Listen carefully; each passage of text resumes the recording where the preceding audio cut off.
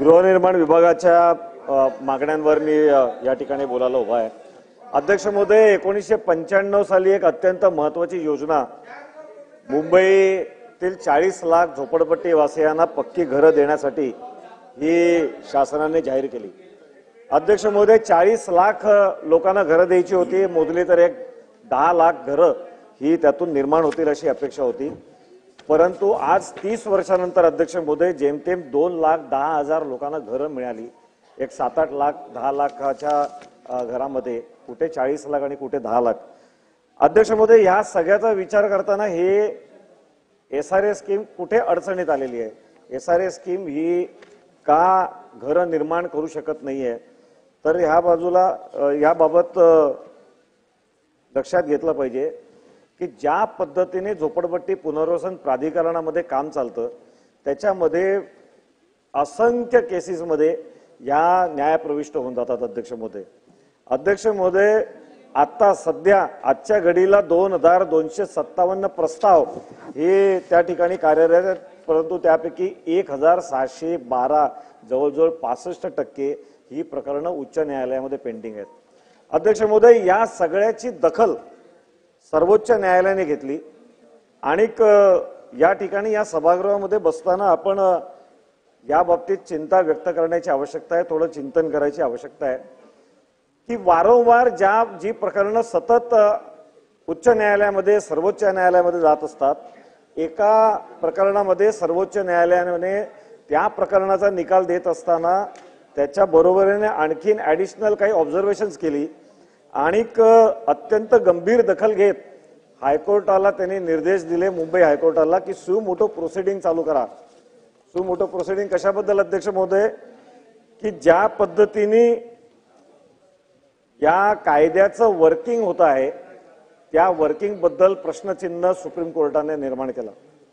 अध्यक्ष महोदय, सुप्रीम कोर्टाच्या भाषेत बोलायचं झालं तर कायद्याची प्रवृत्ती व नैसर्गिक कल हे आणखीन खटले निर्माण करण्यासाठी होत आहे अशा पद्धतीचं त्यांचं ऑब्झर्वेशन आहे आणि या सगळ्याची हायकोर्टामध्ये आपल्याला माहिती आहे। अध्यक्ष महोदय, माझी आपल्या मार्फत शासनाला विनंती आहे, माननीय मुख्यमंत्री महोदय या ठिकाणी आहेत, माझी एकच विनंती आहे, कारण हायकोर्टाला सुप्रीम कोर्टाला जरी असं वाटत असेल की स्टॅच्यूट कायदा हा निकामी आहे, कायदा हा कुठेतरी चुकीचा आहे, परंतु या ठिकाणी लक्षात घेण्याची आवश्यकता आहे की कायद्याची अंमलबजावणी करणारे जे अधिकारी आहेत हे गडबड करतायत। कायदा गडबड नाही अध्यक्ष महोदय, अधिकारी गडबड करतायत आणि आता हायकोर्टामध्ये शासनाचं मत व्यक्त करायचं आहे या सुमोटो प्रोसिडिंगला।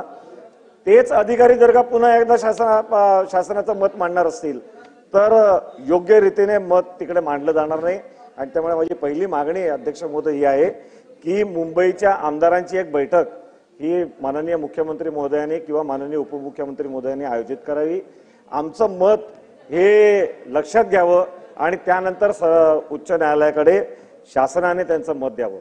अध्यक्ष महोदय, अत्यंत मार्मिक अत्यंत महत्त्वाचे मुद्दे सर्वोच्च न्यायालयाने आपल्या नजरेस आणून दिलेले आहेत आणि पहिला मुद्दा त्यांनी मांडला की स्लम डिक्लेरेशन करताना स्लम एरिया डिक्लेअर करतानाच गडबड होते।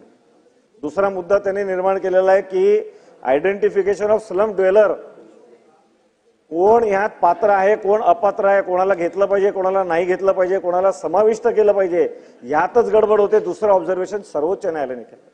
अध्यक्ष महोदय, तिसरं त्यांनी सांगितलं की selection of developer majority manipulate केली जाते, अशा पद्धतीच्या 6-7 प्रकारचे ऑब्झर्वेशन सर्वोच्च न्यायालयाने दिले। मला वाटतं हे अत्यंत गंभीर आहे, कारण हे आम्ही रोज फेस करतोय। अध्यक्ष महोदय, विलेपार्ल्याच्या अंतिम भूखंड क्रमांक 187च्या प्लॉटवर 5 NOC लागतात, त्याच्यापैकी 5 NOC नाही, बेकायदेशीरपणे स्कीम संमत करून टाकली। ॲनेक्शर 2 अजून फायनल झालेला नाही, फक्त मसुदा आहे, बेकायदेशीरपणे LOI देऊन टाकला, झोपड्या तोडून टाकल्या। असंख्य अशा गोष्टी बेकायदेशीरपणे या चालू असतात, असंख्य केसेसमध्ये या चालू असतात। त्या सगळ्या प्रकरणं जेव्हा उच्च न्यायालयात सर्वोच्च न्यायालयामध्ये जातात त्या ठिकाणी सर्वोच्च न्यायालय त्याचा अशा पद्धतीने गंभीर दखल घेते। माझी विनंती आहे अध्यक्ष महोदय या माध्यमातून की या अंतिम भूखंड क्रमांक 187 मध्ये दिलेले सगळे बेकायदेशीर ज्या परवानग्या आहेत त्या रद्द कराव्या. अध्यक्ष महोदय, अजून एक छोटासा मुद्दा, कारण झोपडपट्टी पुनर्वसन योजना झोपडपट्टी वासीय चालवतायत की विकासक चालवतायत असा पूर्वी प्रश्न होता. आता न्यायालय चालवतंय असं वाटायला लागलं. अध्यक्ष महोदय, पीएपी कोणाचे? पीएपी जे जनरेट होतात ते म्हाडाचे, महानगरपालिकेचे, MMRDA कोणाचे? अशा पद्धतीचा एक प्रश्न निर्माण झाला. हायकोर्टाने एक टास्क फोर्स अपॉइंट करायला लावला. त्या टास्क फोर्सने आता असं म्हटलं की प्रत्येकाने आपापले पीएपी जनरेट करावे, कारण एसआरएच्या स्कीमच्या माध्यमातून पूर्वी प्रोजेक्ट अफेक्टेड पर्सनसाठी टेनामेंट यायचे, ते आता येत नाहीत. 2011 पर्यंतचा नियम आल्यामुळे आता एक्स्ट्रा टेनामेंट राहत नाहीत. महानगरपालिकेला निर्देश देण्याची आवश्यकता आहे की जेवढे हाऊसिंग फॉर डिसॉस्टेड प्लॉट आहेत त्यावर त्यांनी इमारती बांधल्या पाहिजेत, पीएपी जनरेट केले पाहिजेत. अदरवाईज अनेक विकासाचे जे प्रकल्प आहेत ते प्रकल्प बाधितांना घर देता येत नाही म्हणून अडकून पडलेले आहेत. धन्यवाद अध्यक्ष.